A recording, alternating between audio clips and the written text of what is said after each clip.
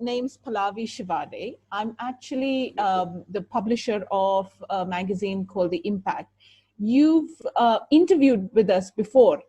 We've talked to you in the past as well. What we're doing, this issue is actually trying to review the Impact's, the Easter yearling sale that happened last week.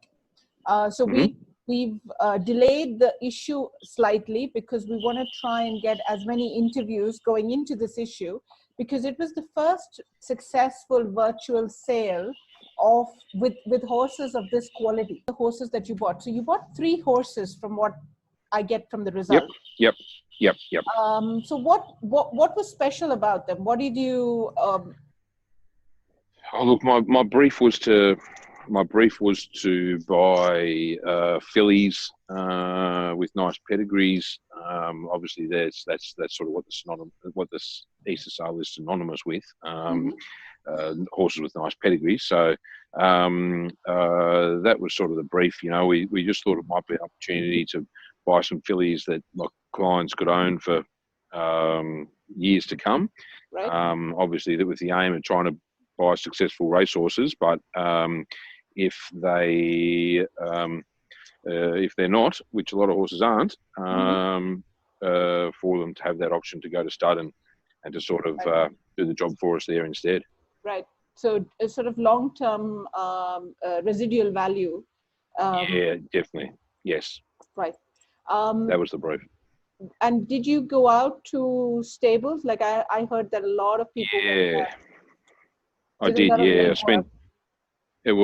So I spent 4 days in the car driving around New South Wales, looking at these horses. So there was 120 fillies, I think, that I had on my shortlist that I like the look of on pedigree. You know, 120 horses I'd normally see in a day, just given the nature of the farms and the size of the country. It took me 4 days to get through 120. Wow, that's a lot of horses. It's a lot of horses, a lot of driving. A lot of driving, and with things closed down, I'm sure you had other challenges. It wasn't just driving and the horses. Did you guys have to have appointments, or were you okay? Yeah, we did. No, yeah. So we Rochelle Adams, who works with me, we teed up appointments at all the farms. We were pretty well drilled, to be honest. I think on one day, you know, I wanted to see specific horses, not whole drafts. So I think on one day, we saw 13 farms. We went to 13 farms because we're only seeing 1 or 2 at each farm. So yeah, there was a lot of driving, but you know, the 120 horses I wanted to see, they sort of what consumed my time. And you know, the average, I suppose, that's, you know, at an average of 30 horses a day, whereas on a sale complex I'd normally look at, you know, 100 to 120. So it's a pretty slow sort of burn, slow way of doing things. But look, had 2 choices: stay at home and do nothing, or get out and try and get involved. Yeah, no, go. And it was. Well, did you have any short horses on shortlist from Victoria or New Zealand? I did. Yeah, I did. I did have a few from New Zealand. I just had to take them off, and saw a couple in Victoria. But yeah, really, the majority of my horses, thankfully, were all in New South Wales, although still quite spread out. Majority obviously being in the Hunter Valley, but there was about maybe 1, 2, 3, 4, maybe 7 farms that we saw either on the way to the Hunter Valley or the way back from. Right. Okay. Fair enough. It was a planned journey. It was a well-planned journey. Yeah, we planned it all pretty well and went pretty much to timing. And we started first horse each morning. We tried to make our first appointment for about 7 a.m. and last one for about 4:30. So look, they were long days. We shared the driving. It was it was a challenge, but it was not insurmountable. And so we were pretty well organised, and so we just marched through them as best we could. And you got it done, which was what you needed to do. Do you think you're going to do something like this for any sales that are coming up? Or have you prepared? Not really. Look, the chairman's sale probably warrants it. The chairman's sale, high-class mares, not a huge catalogue, majority of horses in the Hunter Valley. Right.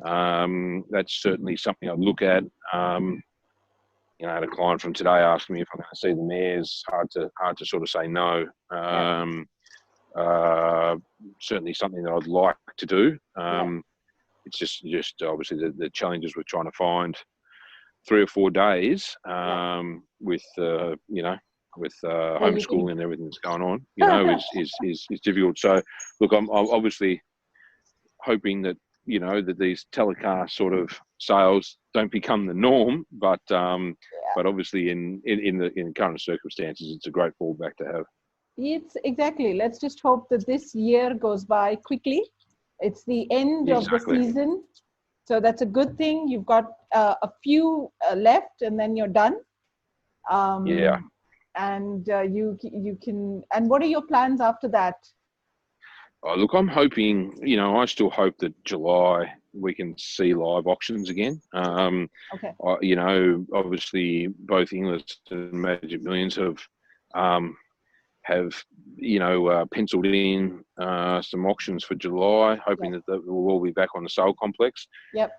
Look, I'd like to, I don't think anybody knows exactly how it's going to play out, but I would say in Australia, looking at the numbers and so on, that it all looks pretty reasonable. My personal feeling is that, in a month's time, we'll see some of the rules being relaxed. I think it's just then a matter of, how the social distancing would work, but certainly in both sale companies' complexes, they're big, open, spacious complexes whereby you don't have to have people congregating. And I think that you could potentially have live auctions and still respect the social distancing rules, which I think are going to be in place well after a lot of other restrictions are lifted.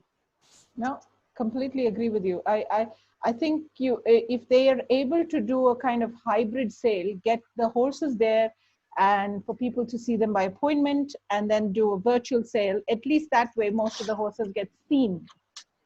I think so. I think one shortcoming of this is the difference, which I think a lot of people, when I was driving around to the stud farms, this is where I think people got a little confused, is I was always a big advocate for this sale being a telecast auction rather than a digital sale. Yeah. And obviously a digital sale is no auctioneer and just the clock goes, 57, 56, 55, 54, counts down to 0. Yeah. That to me is a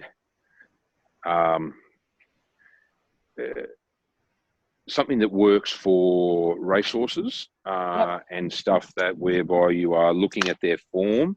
Yep. And it doesn't matter if they're big, small, whatever. If they vet clean and the price is right and their form is good, buyers do not care.